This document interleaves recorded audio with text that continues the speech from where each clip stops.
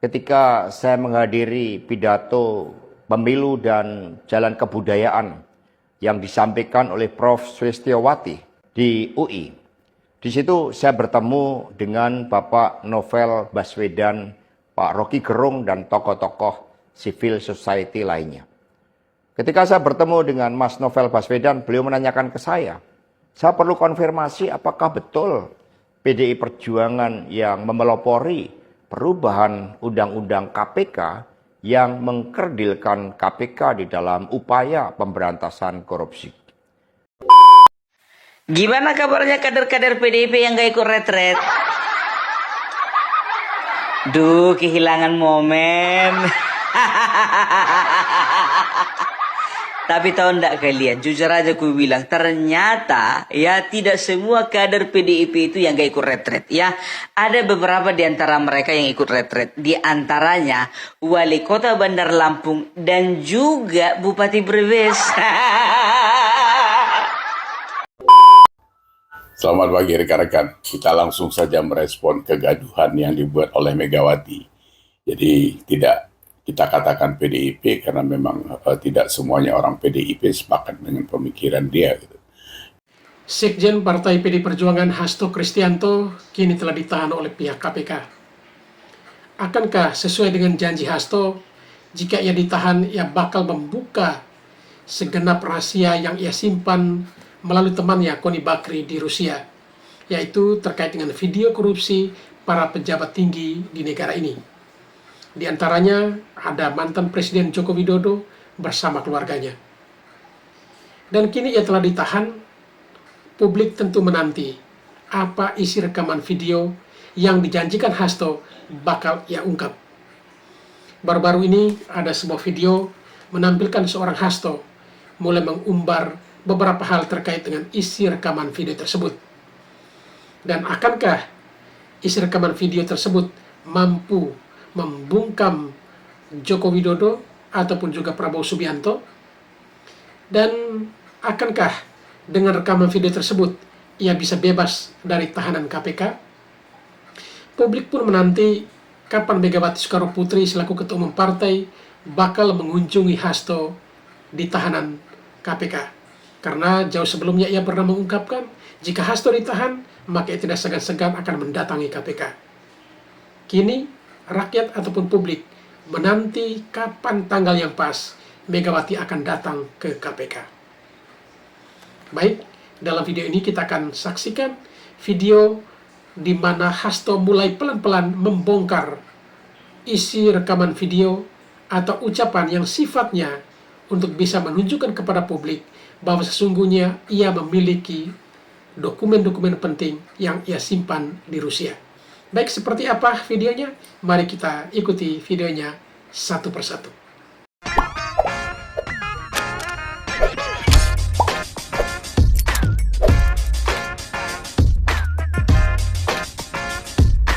Terima kasih seluruh masyarakat Indonesia yang saya cintai dan banggakan.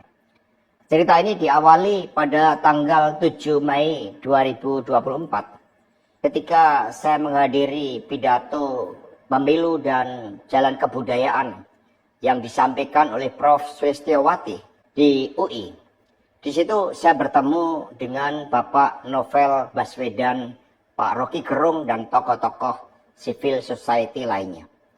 Ketika saya bertemu dengan Mas Novel Baswedan, beliau menanyakan ke saya perlu konfirmasi apakah betul PDI Perjuangan yang memelopori perubahan Undang-Undang KPK yang mengkerdilkan KPK di dalam upaya pemberantasan korupsi. Saya katakan dengan tegas kepada Mas Novel Baswedan saat itu, inilah kalau ada hal-hal yang buruk oleh Presiden Jokowi selalu dilimpahkan kepada PD Perjuangan dan juga Ibu Megawati Soekarno Putri. Tetapi ketika ada hal-hal yang positif selalu diambil oleh Presiden Jokowi tanpa menyisakan benefit bagi kepentingan PDI Perjuangan. Mengapa saya katakan seperti itu? Revisi Undang-Undang KPK termasuk kabar buruk yang disampaikan bahwa itu adalah ulah PDI Perjuangan. Sebagai Sekretaris Jenderal DPD Perjuangan, saya sampaikan kepada Mas Novel bahwa saya adalah sekjen yang sangat getol menjabarkan perintah Ibu Megawati Soekarno Putri bagaimana PDI Perjuangan memerangi korupsi. Karena itulah tuduhan bahwa revisi Undang-Undang KPK diarsiteki oleh PDI Perjuangan itu sangat salah.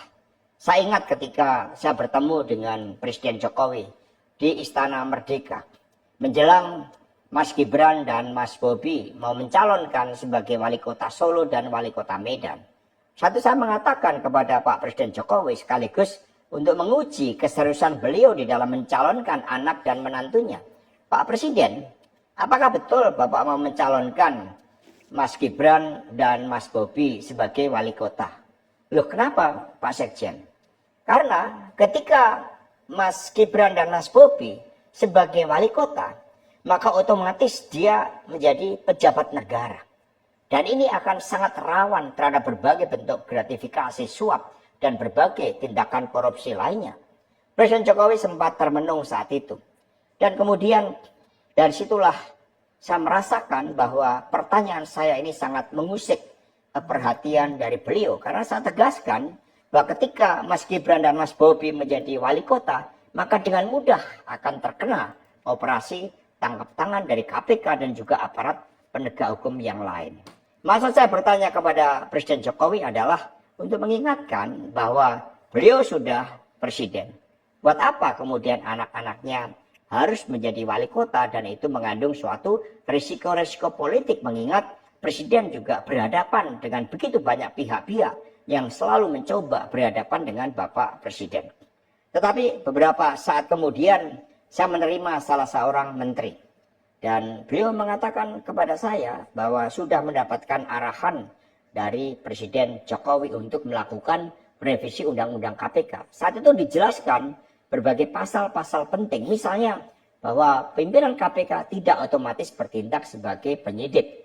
Kemudian ada beberapa pasal-pasal yang tidak memungkinkan bagi penyidik independen untuk bergabung ke KPK. Berbagai revisi-revisi itu. Karena ini adalah perintah dari Presiden, maka ya saya sarankan untuk bertemu dengan seluruh jajaran fraksi di DPR RI dan coba menggalang atas perintah dari Presiden. Nah saat itu Pak Menteri yang menjadi kepercayaan dari Pak Jokowi ini menyampaikan bahwa kira-kira akan diperlukan dana sebesar 3 juta US dollar untuk menggolkan revisi Undang-Undang KPK. Dan mengapa berjalan mulus? Karena Presiden Jokowi punya kepentingan untuk melindungi Mas Gibran dan Mas Bobi. Maka sejarah mencatat bahwa revisi Undang-Undang KPK ini dilaksanakan sebelum pelaksanaan pilkada serentak di mana Mas Gibran dan Mas Bobi berproses menjadi wali kota. Maka ketika terpilih menjadi wali kota, amanlah dari berbagai persoalan hukum karena KPK sudah dilemahkan. Jadi dari keterangan saya, yang saya pertanggungjawabkan secara hukum, secara politik, yang saya pertanggungjawabkan di atas Tuhan yang Maha Kuasa tentang kebenaran pernyataan saya ini, meskipun tanpa bukti, rakyat Indonesia bisa mengetahui bahwa pelemahan KPK dilakukan oleh Presiden Jokowi, kemudian dampaknya dituduhkan kepada PDI Perjuangan. Ini jawaban buat Mas Novel Baswedan. Terima kasih. Tegakkan kebenaran. Satyam Eva Jayate. Merdeka. Gimana kabarnya kader-kader PDIP yang gak ikut retret? Duh, kehilangan momen. Tapi tahu ndak kalian, jujur aja ku bilang, ternyata ya tidak semua kader PDIP itu yang gak ikut retret ya. Ada beberapa di antara mereka yang ikut retret. Di antaranya Wali Kota Bandar Lampung dan juga Bupati Brebes. Dua-duanya perempuan. Yang jadi pertanyaan, mereka nggak masuk grup. Kok nggak dapat info? Atau mereka berpikir bahwasanya hidup mereka adalah bagi negara? Itu yang top. Nampak kali bukan kader. Numpang perahu ya Bu. Tapi kalau mama ini jujur aja aku bilang, nggak bisa dilawan ini. Banyak kali nanti jawabannya. Banyak jawabannya, ya kan? Ibu, kenapa ibu tetap ikut retreat itu? Loh, HP saya kemarin itu nggak aktif. Ibu nggak masuk grup rupanya, kepenuhan memori, jadi keluar aku dari grup. Loh, ibu kan nggak tahu bahwasanya kita itu sudah ada instruksi, Bu. Ya, nggak mungkin lagi aku putar balik. Aku udah di pintu gerbang. Itu masih 2 di antara ya. Masih ada beberapa yang lain lagi yang belum terdata ya. Jadi kita lihat bagaimana ke depannya. Kalau aku bilang, aku katakan ya ada 2 lah mungkin ini ya. Bisa kena sanksi atau nggak kena sanksi. Bisa kena sanksi, ya di recall. Tapi apakah mau PDIP kehilangan setoran? Ya kan? Atau ya udahlah, nggak usah dikasih sanksi biar masuk setoran. Tapi untuk kedepannya jangan harap lagi dia mau maju dari PDIP. Ini biar tahu kalian, jujur aja ini bagus ini. Karena apa? Ini satu-satu kepala daerah sudah mulai berpikir 2029 ini. Calon-calon loncat. Apalagi yang cuma bayar perahu doang. Udahlah. Ribut kali pun PDIP ini. Apalagi tahu enggak kalian sudah beredar ranking ya kepala daerah yang jumlah kepala daerah yang ada di Indonesia yang didapatkan oleh per partai ya. Ternyata tahu enggak kalian, juara 3 PDIP, juara 2 itu Golkar, juara 1 Gerindra. Hati-hati PDIP ya, nanti ya bisa dikatakan ini, ku bilang ini udah kujamin ini Gerindra akan mengambil posisi kalian. I'm sorry, saya bukan orang partai Gerindra, tapi aku melihat ya kan, ini bakalan seru ya. Nah ya, ini kan karena buntut dari kekesalannya Megawati karena Hasto ditangkap. Dimisi onggok Hasto rela mengorbankan kepala daerah. Kalau sekjen bisa cepat-cepat diganti. Kalau kepala daerah kayak mana gantinya? Mau pemilihan ulang. Kalau sekjen tinggal tunjuk. Dan tahu enggak kalian ya, beberapa belakangan ini ya 1-2 hari ini banyak sekali keluar video-video ya di mana Hasto seolah-olah dia itu memberikan bukti dalam sebuah video ya, dan di situ ditulis bukti dari Rusia.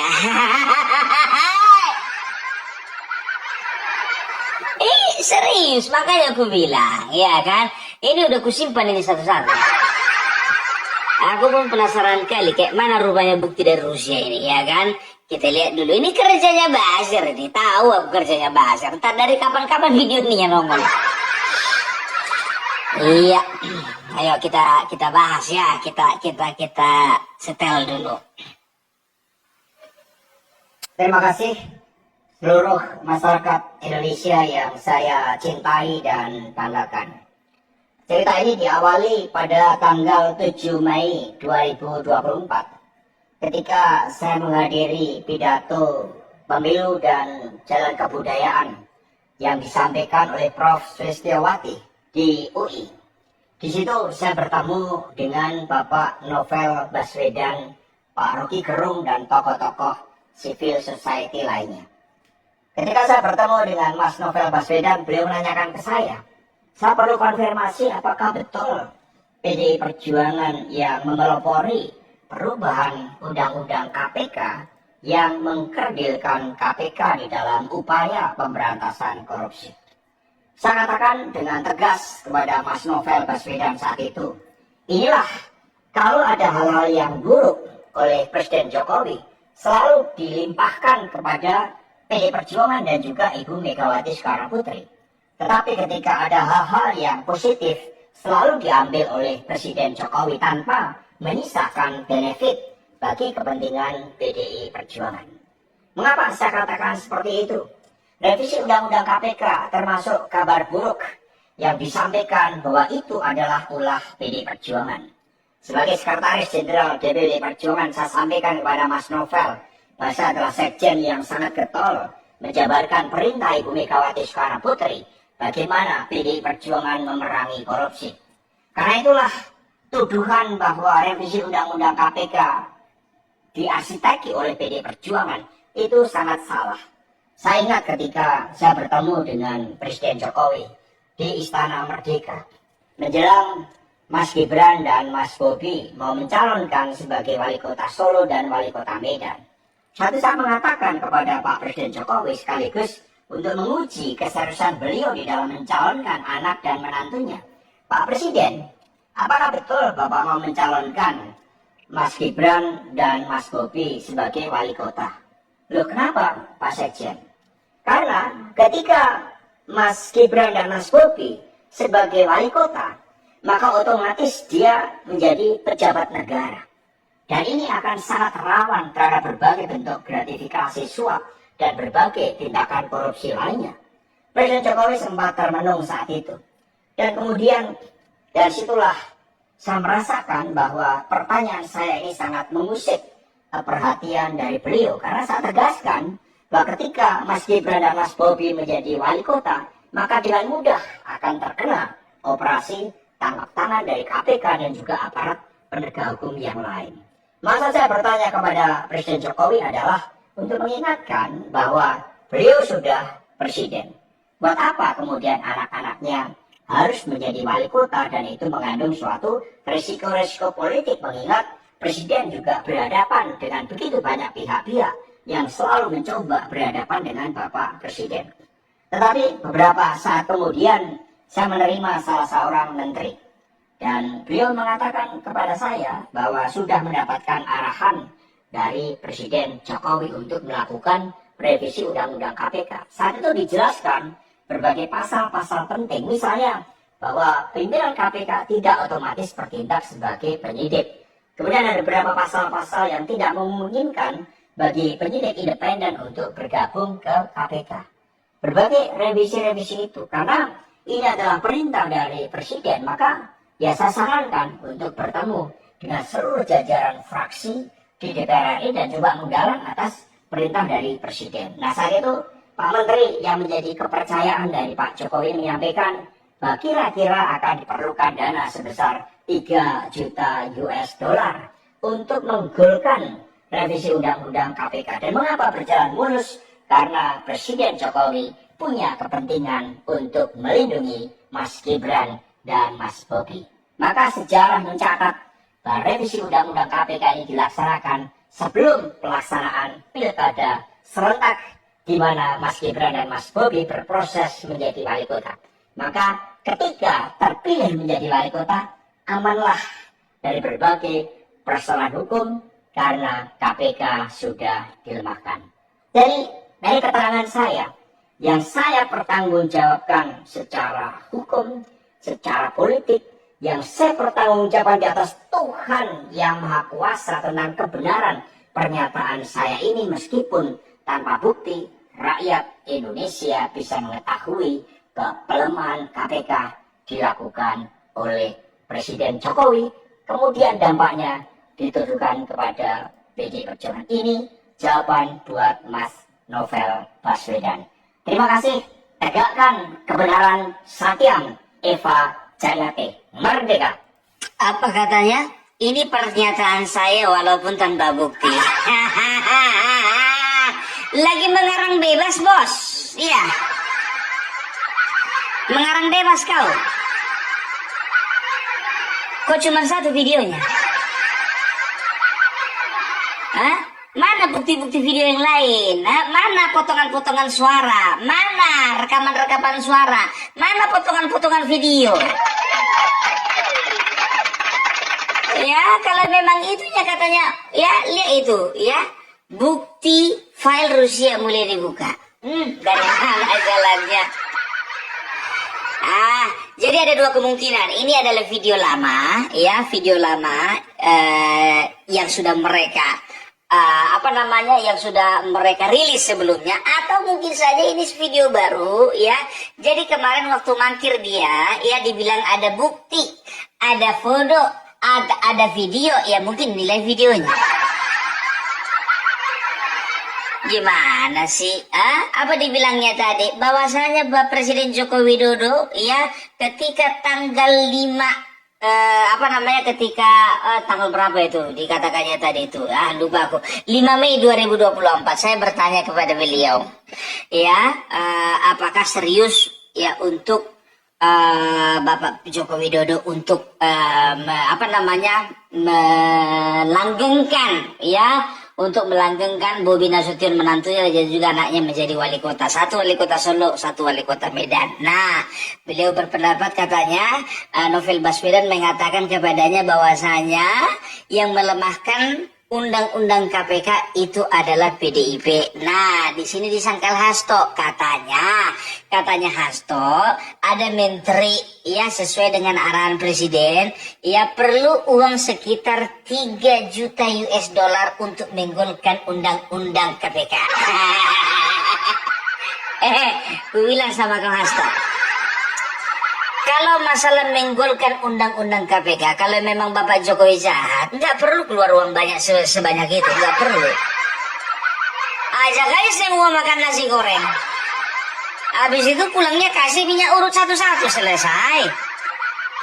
Jangan setelah kalian nggak berkuasa, sekarang kalian kambing hitamkan Bapak Jokowi melemahkan melemahkan KPK dengan revisi undang-undang KPK, ya kan gitu. Sekarang begini, revisi undang-undang KPK itu kerjaan siapa? DPR.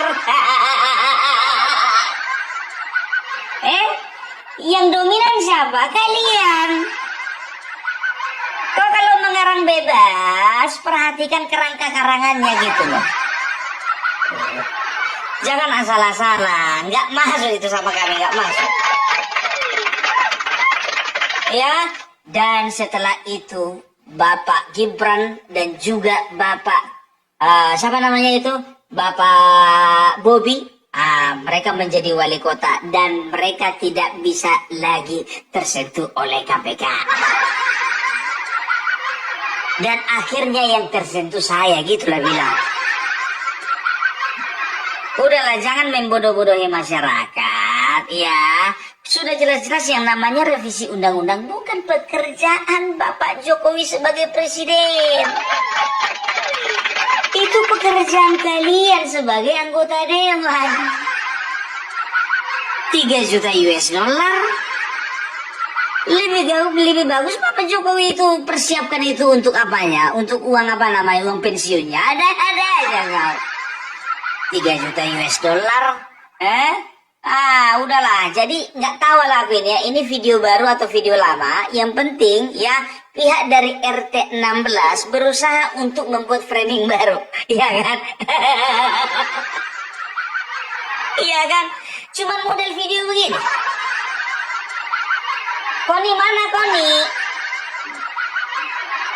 Kalau cerita Koni punya bukti. Beberapa bulan yang lalu ketika dikonfrontasi dia sendiri seperti seolah-olah curhat. Tolong saya paling tidak bisa diterima kalau misalnya ada netizen yang menyerang pribadi saya. Kenapa harus dilibatkan dengan terong-terongan? Masih ingat kan kalian kemarin kan video klarifikasi dari dia? Saya tidak mengatakan ada bukti, saya tidak mengatakan ada video, yang saya katakan ada dokumen. Aduh, dan sekarang kalian, ya kan, ada lagi nih sekarang ini, ya. Ini orang dari satu provinsi, namanya Rian Koto, ya. Jadi kawan ini nggak tahu entah apa dasarnya benci sama pemerintah, nggak tahu entah karena nggak cair uang BPJS-nya di hari tua, nggak tahu kita kan. Dijelek-jelekkannya Jokowi.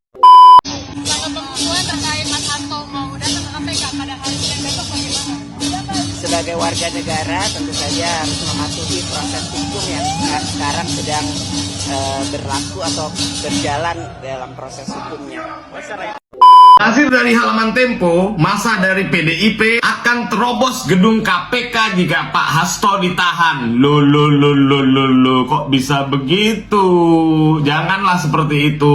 Kita jagalah Indonesia ini tetap kondusif. Pak Hasto Kristianto akhirnya datang memenuhi panggilan dari KPK untuk diperiksa sebagai tersangka. Nah, bakalan masih pakai jas atau pakai rompi kuning? Gimana menurut kalian? Tiba di kantor KPK, Pak Hasto memberikan keterangan kepada pers. Pak Hasto dalam 6 bulan terakhir ditemui oleh banyak jurnalis asing menanyakan bahwa bagaimana kondisi demokrasi Indonesia ini. Pak Hasto, demokrasi Indonesia ini baik-baik saja, nggak ada yang gelap-gelap kayak yang kemarin tuh. Saya bilang, kalau Hasto itu ditangkap, saya datang. Ya, saya nggak bohong. Kenapa? Saya ketua umum, bertanggung jawab kepada warga saya. Dia adalah sekjen saya. Sabar ya Pak Hasto. Padahal udah dikawal sama massa yang banyak banget ya, naik mobil suara rakyat, mobil yang sama atau kebetulan sama dengan yang kemarin dipakai sama mahasiswa yang demo Indonesia gelap ya. Kebetulan aja kali ya Pak ya, mobilnya sama, ini mobil suara rakyat. Kayaknya emang bener-bener Indonesia ini gelap buat Pak Hasto sekarang. Pakai rompi orange, dinginnya dinding penjara. Duh, Ibu kemana Pak Hasto? Ibu kemana? Tenang Pak, besok ditengokin pakai mobil suara rakyat ya Pak ya. Yang saya hormati Ibu Megawati Soekarno Putri. Ibu, kalau menurut Ibu dan rekan-rekan, penetapan Hasto sebagai tersangka di KPK itu cacat hukum, melanggar hukum, dan tidak sesuai aturan, tolong Ibu lawan kembali, perjuangkan kembali, buktikan kalau Hasto itu tidak bersalah juga melalui hukum. Bukan dengan cara seperti yang Ibu lakukan hari ini. Kalau menurut saya, mohon maaf Ibu, justru inilah perbuatan yang bikin negara ini lebih kacau lagi. Aduh ya Allah. Kepala daerah dan wakil kepala daerah untuk menunda perjalanan yang akan mengikuti retret di Magelang pada 21 sampai 28 Februari 2025. Sebuah sikap yang mengukuhkan bahwa sejatinya Ibu Mega bukanlah seorang negarawan. Kenapa ada perintah ketua partai di atas perintah presiden? Kenapa ada perintah partai di atas perintah negara? Jadi sikap Ibu Mega itu seolah-olah menunjukkan bahwa beliau ingin bangun negara dalam negara. Dan itu sangat menyesatkan dalam kehidupan berbangsa dan bernegara. Sangat patut untuk tidak dicontoh oleh anak-anak bangsa. Karena itu sama saja dengan mengajarkan pada kita anak-anak bangsa untuk melawan negara sendiri. Ketika Megawati Soekarno Putri mengeluarkan instruksi larangan bagi kepala daerah kader PDIP untuk menghadiri retret yang diadakan oleh pemerintah di bawah kepemimpinan Presiden Prabowo Subianto di Akademi Militer Magelang, publik seharusnya tidak hanya melihat ini sebagai aksi politik biasa. Ini bukan sekadar keputusan partai. Ini adalah bentuk pembangkangan terbuka terhadap pemerintahan yang sah. Lebih jauh lagi, ini adalah bukti nyata bagaimana PDIP selama ini telah menggerogoti sistem negara dari dalam dengan cara-cara yang tidak hanya menghambat, tetapi juga merusak jalannya pemerintahan. Mari kita telusuri dengan lebih jernih. Apa yang sebenarnya terjadi? PDIP tampaknya masih belum bisa move on dari kekalahan di Pilpres 2024. Sindrom partai besar yang tidak bisa menerima realitas membuat mereka lebih sibuk mencari kambing hitam daripada melakukan refleksi diri. Mereka tak lagi berperan sebagai oposisi kritis yang membangun, melainkan berubah menjadi kelompok politik yang seolah-olah merasa berhak menentukan siapa yang boleh dan tidak boleh memimpin negeri ini. Megawati dengan sikapnya yang otoriter memerintahkan kepala daerah kadernya untuk memboikot retret kepala daerah. Alasannya, seolah-olah ini adalah langkah untuk melindungi PDIP dari tekanan politik. Padahal ini lebih mirip sikap anak kecil yang ngambek karena tidak mendapat perhatian. Mari kita pikirkan sejenak.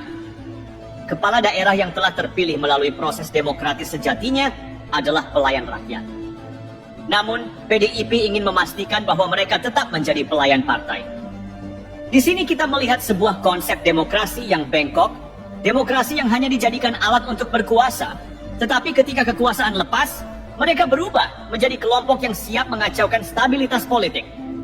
Instruksi Megawati ini juga berkelindan erat dengan kasus hukum yang sedang menjerat Sekjen PDIP, Hasto Kristianto. PDIP dengan penuh keyakinan membangun narasi bahwa kasus hukum ini adalah rekayasa politik yang didalangi oleh pemerintahan Prabowo Gibran. Lucunya, mereka lupa bahwa KPK yang sekarang masih beroperasi adalah hasil dari revisi UU KPK yang mereka sendiri restui saat berkuasa. Ketika KPK menyasar lawan politik PDIP, itu disebut penegakan hukum. Tapi begitu Hasto kena, mendadak semuanya berubah menjadi kriminalisasi. Standar ganda seperti ini adalah bukti nyata bahwa PDIP tidak pernah benar-benar peduli pada supremasi hukum. Mereka hanya peduli pada bagaimana hukum bisa dikendalikan untuk kepentingan mereka sendiri. Jika memang tidak bersalah, kenapa harus takut? Kenapa harus membangun propaganda besar-besaran bahwa ini adalah bagian dari konspirasi politik? Bukankah lebih baik menghadapi proses hukum dengan kepala tegak, sebagaimana yang selalu mereka tuntut dari pihak lain? Instruksi Megawati ini tidak bisa dipandang sebagai tindakan politik biasa. Ini adalah sinyal bahwa PDIP sedang membangun tembok pemisah antara kader-kadernya dan pemerintahan Prabowo Gibran. Mereka ingin memastikan bahwa kadernya tidak ikut serta dalam inisiatif yang bisa mempererat hubungan antara pusat dan daerah. Ini artinya PDIP secara aktif menghambat upaya pemerintahan Prabowo dalam membangun sinergi antara kepala daerah dan pemerintah pusat. Selamat pagi rekan-rekan. Kita langsung saja merespon kegaduhan yang dibuat oleh Megawati. Jadi tidak kita katakan PDIP karena memang tidak semuanya orang PDIP sepakat dengan pemikiran dia. Gitu. Jadi sejak Hasto ditahan oleh KPK, ini kan menjadi tantrumnya seperti itu. Ini tantrum politik kalau saya katakan. Padahal sebelumnya kan dia mau ngomong kalau ditahan, mau didatangi KPK, Kapolri dan sebagainya. Hasto sendiri juga mengatakan kalau dia punya video yang disimpan Rusia dengan sudah dinotariskan dan sebagainya. Itu bullshit semua. Jadi omongan mereka ini menjadi blunder dan itu yang menjatuhkan mereka sendiri. Tapi itu urusan mereka lah. Yang kita soroti sekarang ini adalah masuk ke ranah pemerintahan. Dia kan bukan bukan partai koalisi gitu. Kalaupun partai koalisi tidak seenak perut saya seperti itu. Acara retreat yang dilakukan oleh pemerintah Pak Prabowo dan Mendagri itu adalah acara yang memang untuk menyatukan visi bagaimana menghandle atau bagaimana kelanjutan dari sebuah pembangunan. Ini kan per 5 tahun periode kepemimpinan presiden biasanya ada pola-pola yang berganti. Seperti itu. Belum lagi dari 514 kepala daerah. Itu kan berlatar belakang beragam gitu. Kapasitas atau apa sajalah. Jadi mohon maaf saya memang tidak semua kepala daerah itu punya kapasitas menjadi kepala daerah sebenarnya. Menangnya karena punya uang, karena punya pengaruh, karena segala macam cara lah kita tahu politik di Indonesia ini gitu. Nah, ini kalau sampai kemarin terjadi pembangkangan kepala daerah yang dari PDIP dilarang ikut oleh Megawati, ini menunjukkan sebenarnya sikap partai ini, sikap orang-orang yang ada di dalam partai PDIP itu sebenarnya serius gak sih ngurusin negara ini gitu. Kalau Anda tidak serius ya jangan ikut pemilu gitu, jangan ikut pilkada gitu. Karena pilkada itu juga pakai uangnya negara, bukan pakai uangnya PDIP kan gitu. Nah, dari situ kita makin kuat melihat bahwa kalimat petugas partai yang selalu dilontarkan, statement itu yang selalu dilontarkan oleh Megawati itu memang nyata terbukti sekarang. Kalau mereka mengikuti instruksi dari ketumnya gitu. Jadi bukan ngurusin negara. Saya sudah pernah bilang sama Hasto dulu bahwa ADART kalian mengatakan kalian petugas partai itu urusan kalian. Tapi pada saat kalian sudah terpilih menjadi aparat negara, menjadi apapun di negara ini yang notabene adalah seorang pejabat, itu kalian harus tunduk pada undang-undang. Kemarin ada pemikiran-pemikiran atau pendapat lain dari kawan-kawan yang mengatakan dah sekarang kan sudah otonomi daerah, jadi bisa ikut bisa tidak. Oh iya, kalau itu jelas. Tapi jangan lupa di dalam undang-undang otonomi daerah itu masih ada 8 ketentuan yang harus ikut pusat.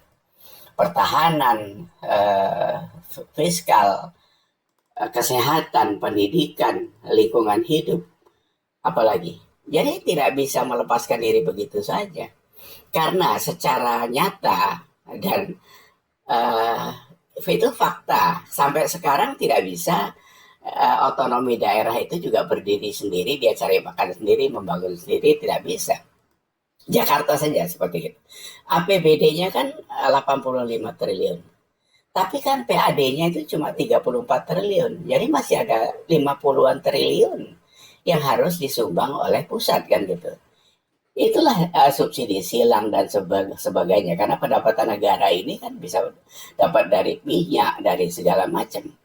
Nah, ini kan harus disadari. Otonomi daerah boleh dilakukan karena memang ada undang-undangnya.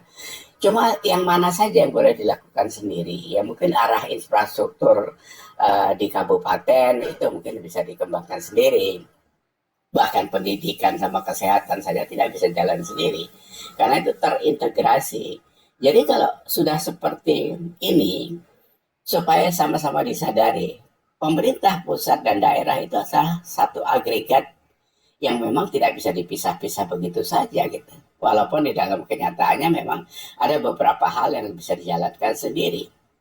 Nah, kembali lagi tentang pelarangan oleh Megawati itu. Jadi apa yang kita dengar selama ini, apa yang dihadapi Pak Jokowi selama 10 tahun itu, atau efektifnya 9 tahun, itu benar-benar. Jadi Pak Jokowi itu seperti dikatakan Romah Hurmuji waktu itu.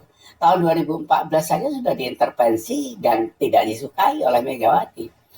Karena 34 menteri itu cuma 4 atau 5 menteri untuk PDIP. Dan itu memang maunya Pak Jokowi. Karena membangun negara ini tidak bisa pakai visi kepartaian. Dia harus visi kenegaraan. Itu poinnya sebenarnya. Jadi kalau menurut saya, pembangkangan ini memang sudah menunjukkan bahwa ini tidak pantas ada di pemerintahan. Jadi nggak usah lagi dibujuk-bujuk berkoalisi. Kita tahu Pak Prabowo kan maunya guyup ngurus negara ini. Bagus niatnya.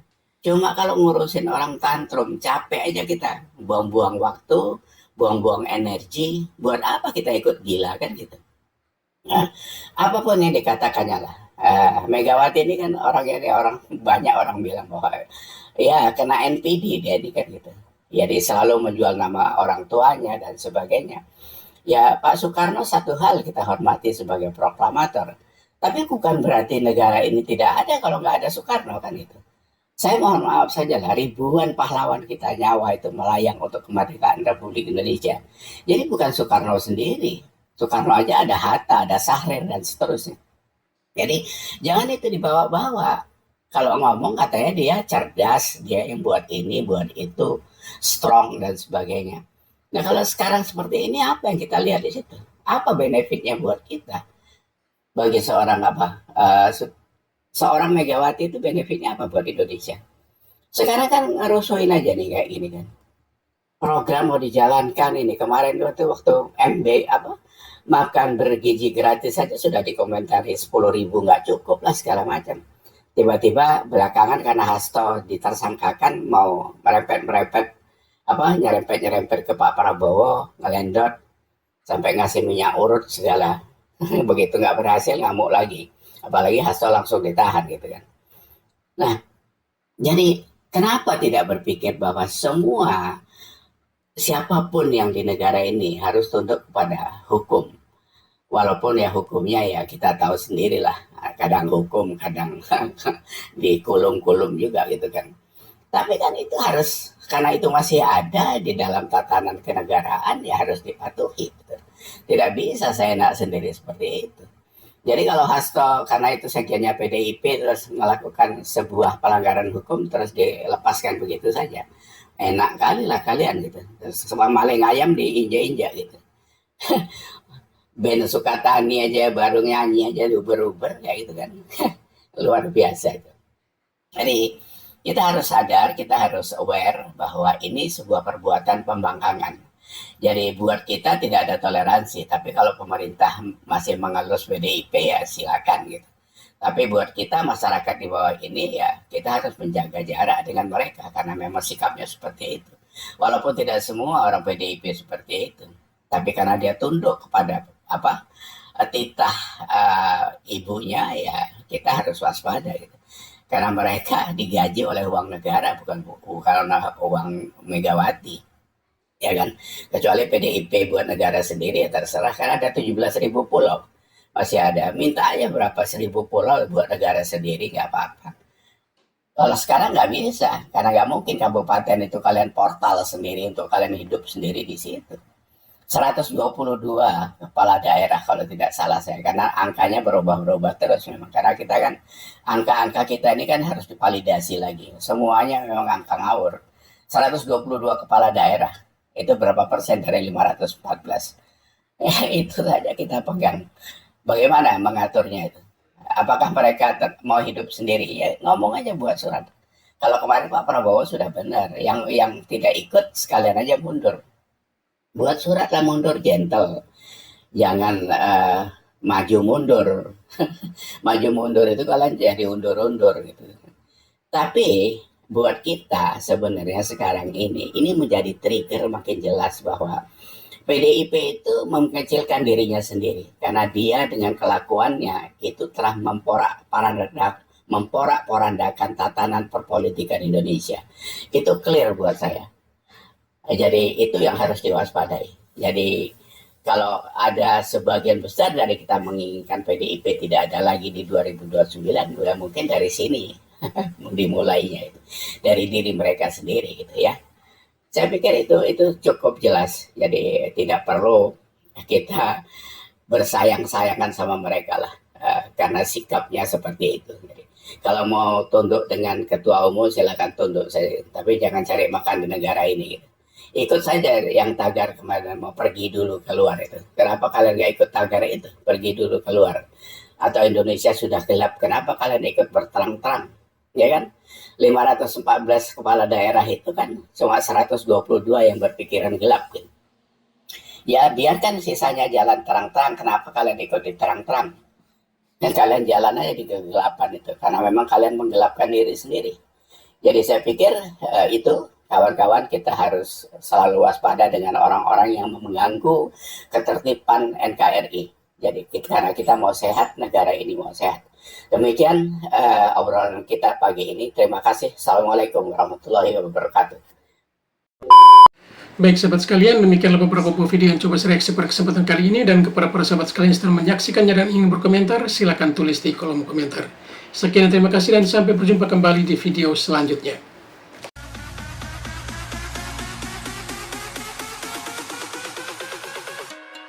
There's nobody